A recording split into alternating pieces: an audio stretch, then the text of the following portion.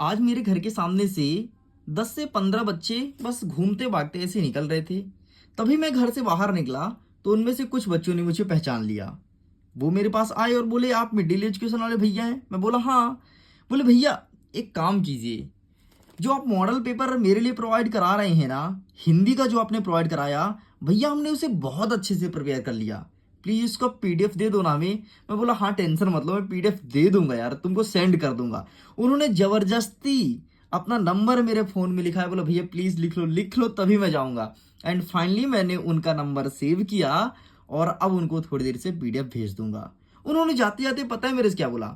भैया सभी सब्जेक्ट का मॉडल पेपर प्रोवाइड करा देना, डेफिनेटली मैं अपने स्कूल पे टॉप करूंगा, क्योंकि आपके वीडियोस ना मुझे बहुत हेल्प मिलती है। आपके समझाने का जो तरीका है ना एकदम यूनिक है। यकीन मानिए भैया, हमारे स्कूल के शिक्षक भी ऐसा नहीं समझाते जैसे आप वीडियोस में समझा देते हो, और बहुत कम समय में बहुत चीजें कवर कर देते हो। उन्होंने और बहुत सारी बातें कही। तो फाइनली स्टूडेंट मैं आपको बता देता हूं कि आपको भी पीडीएफ मिलेगा, टेंशन मत लो। ऐसा नहीं है कि आप हमारे घर के आसपास नहीं रहते हो, आप हमसे रास्ते पे नहीं मिलते हो तो आपको मैं भूल जाऊंगा, नहीं। एक नंबर दिया गया है, उसके माध्यम से आप कभी भी मुझे व्हाट्सअप कीजिए। मैं सभी के मैसेज को देखता हूं और कभी भी आप मुझे कॉल करके मेरे से बात भी कर सकते हैं। इतना ही नहीं स्टूडेंट, अगर आपको पीडीएफ को डाउनलोड करना है ना तो लिंक डिस्क्रिप्शन बॉक्स में है, जाइए जा करके अपने हिंदी का, अंग्रेजी का एंड अवविज्ञान का इन सभी पीडीएफ को डाउनलोड कर लीजिए। लेकिन उसके पहले आप आंसर को यहां पर अच्छे से समझ लीजिएगा, ताकि तुमको एक बार में याद हो जाए, जैसे उन्हें स्टूडेंट का कहना था। और उनका यही कहना था कि सर अपना विज्ञान का आप प्रोवाइड करा ही दो, बहुत हो चुका है। एंड फाइनली तब से हमने विज्ञान में काम करना चालू किया एंड पहला सेट बन के हमारा कंप्लीट हो चुका है। तो प्लीज इसे अच्छे से देख लीजिए। देखिए स्टूडेंट, ये आपके सामने सेट नंबर ए है। विज्ञान का प्रश्न पत्र एक अभ्यास प्रश्न पत्र है, जो कि मैं 2 सेटों में लेकर के आऊंगा, जिसे मैंने स्वयं बनाया है। आपको पता है, इसमें पिछले 4 साल के उन सभी क्वेश्चंस को डाला हूं जो आपके एग्जाम में देखे जाने की 90 से 95% संभावना है। इसीलिए बोलता हूं अच्छे से प्रिपेयर कर लेना, क्योंकि ये प्रश्न हर साल रिपीट होते हैं। देखो प्रश्न क्या है, पहला नंबर, पदार्थ की कितनी अवस्था होती है? भाई हर साल एमपी बोर्ड पूछा है, यकीन नहीं ना, तुम पेपर उठा के देख लो, अर्धवार्षिक उठा लो, त्रैमासिक का, वार्षिक का, हर एक पेपर में ये प्रश्न तुमको मिलेगा। तो पदार्थ की कितनी अवस्था होती है? तो पदार्थ की 3 अवस्था होती है, ध्यान रखना। कौन कौन सा? ठोस, द्रव और गैस। कौन कौन सा? ठोस, द्रव और गैस। वैसे तो 2 और होती है, एक होता है बोस आइंस्टीन कंडेंसर, दूसरा होता है प्लाज्मा, लेकिन वो आपको नहीं लिखना है, ठीक है। नेक्स्ट कहता है, पदार्थ की किस अवस्था में कणों के मध्य न्यूनतम रिक्त स्थान होता है? तो ठोस में होता है। सबसे कम रिक्त स्थान ठोस में होता है, इसीलिए ठोस है। अगर इसमें भी रिक्त स्थान ज्यादा होता तो ठोस ना बन के बल्कि द्रव्य गैस बन जाता। सॉरी, यहां पर मैंने गैस भी गोलअप कर दिया, I am really so sorry. ठोस में होता है, ठीक है। देखो मैं बोल रहा हूं ठोस और गैस में गोला कर रहा हूं, गजब, वाह। नेक्स्ट देखते हैं, मोमबत्ती का जलना क्या है? तो मोमबत्ती का जलना एक रासायनिक परिवर्तन है, क्योंकि इसमें आप माचिस मारते हो ना यार। जब माचिस मारते हो तो ऑक्सीजन के साथ रिएक्ट होता है, तब जाकर के मोमबत्ती जलता है। यह एक रासायनिक परिवर्तन है।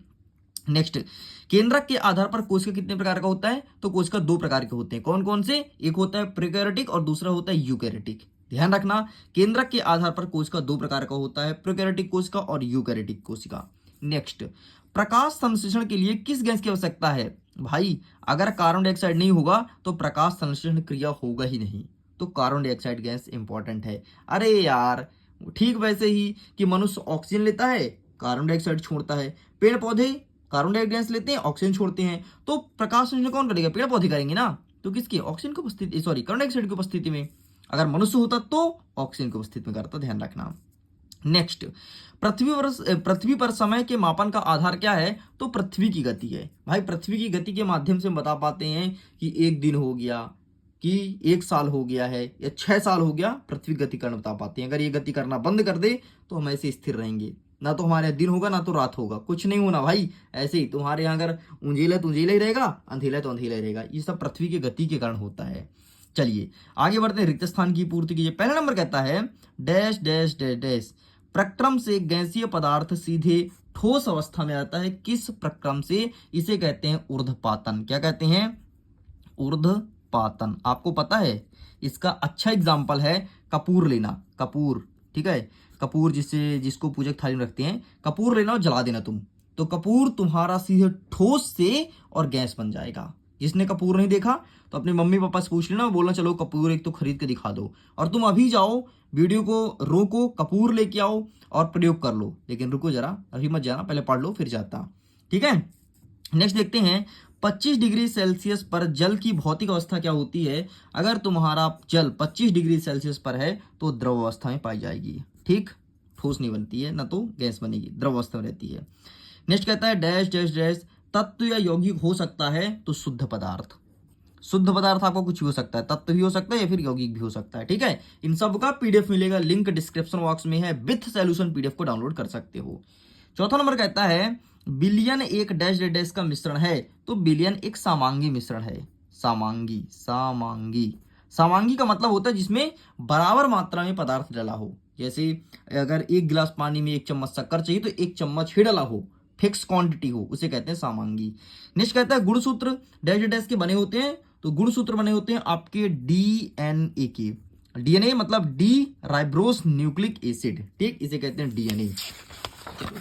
आगे बढ़ते हैं, नेक्स्ट आपका 6वां नंबर देख लेते हैं।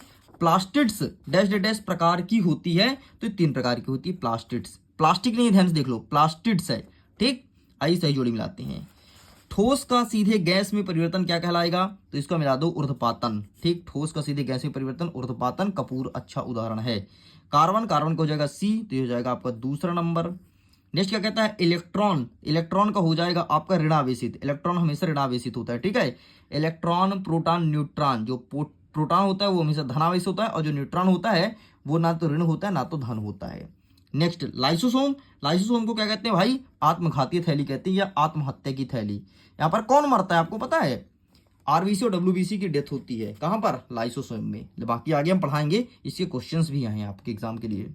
नेक्स्ट अदिश राशि कौन सा है, तो दूरी एक अदिश राशि है। ठीक है, अदिश राशि का परिभाषा पता होनी चाहिए भाई, 2 नंबर का प्रश्न आएगा। तो दूरी एक अदिश राशि, बाकी आगे मैं कवर करूंगा। बल तो द्रव्यमान गुणे त्वरण। ठीक, इस प्रकार से लो 6 का 6 ये भी कंप्लीट होता है। आसान था ना। चलिए आगे देखते हैं, सत्य और असत्य को बताइए। पहले नंबर कहता है द्रव्यमान का आयतन और आकार निश्चित होता है। सॉरी, द्रव का आकार और आयतन निश्चित होता है। नहीं रे, अनिश्चित होता है। द्रव का आकार भी और आयतन भी अनिश्चित होता है, क्योंकि द्रव तो पानी है ना। एक बताओ, पानी का क्या कोई आकार है, नहीं है ना, तो अनिश्चित होगा। चलिए दूसरा नंबर, अणु के बीच रिक्त स्थान ठोस में अधिक होता है। नहीं रे, ठोस में अगर रिक्त स्थान अधिक होता तो कोई चीज रखा रखा उड़ जाता। ठीक है, कम है इसलिए नहीं उड़ रहा है। नेक्स्ट, कोलाइड एक समांगी मिश्रण है। नहीं, गलत है। कोलाइड विलयन जो है एक विषमांगी मिश्रण है। विषमांगी मतलब जिसमें फिक्स क्वांटिटी में, फिक्स मात्रा में पदार्थ का मिलन नहीं होता है। नेक्स्ट, कोशिका की खोज ल्यूबी हॉक ने की थी। नहीं रे, कोशिका की खोज इसने थोड़ा ना किया था, रॉबर्ट हुक ने किया था यार। कोशिका की खोज, कोशिका की खोज रॉबर्ट हुक ने किया था। लेबी हॉक ने, क्या जो भी नाम लिखा हो इसने नहीं किया था भाई। लेब्यून हॉक पता नहीं क्या लिखा है। नेक्स्ट 5वां नंबर, रक्त और प्लाज्मा संवहनीय संयोजी ऊतक है। हाँ, ये एक सही निकला भाई, रक्त और प्लाज्मा दोनों संवहनीय संयोजी ऊतक है। नेक्स्ट 6वां नंबर, त्वरण एक वस्तु के प्रति इकाई समय में वेग में परिवर्तन है। हाँ बिल्कुल सत्य है। त्वरण का परिभाषा यही है कि एक वस्तु के प्रति इकाई के समय के वेग में जो परिवर्तन होता है उसे त्वरण कहते हैं। आगे बढ़ते हैं, एक वाक्य में उत्तर दीजिए। दाब का मात्रक क्या है, तो दाब का मात्रक है न्यूटन प्रति मीटर स्क्वायर। ये है, ये मीटर है। ठीक है, न्यूटन प्रति मीटर स्क्वायर।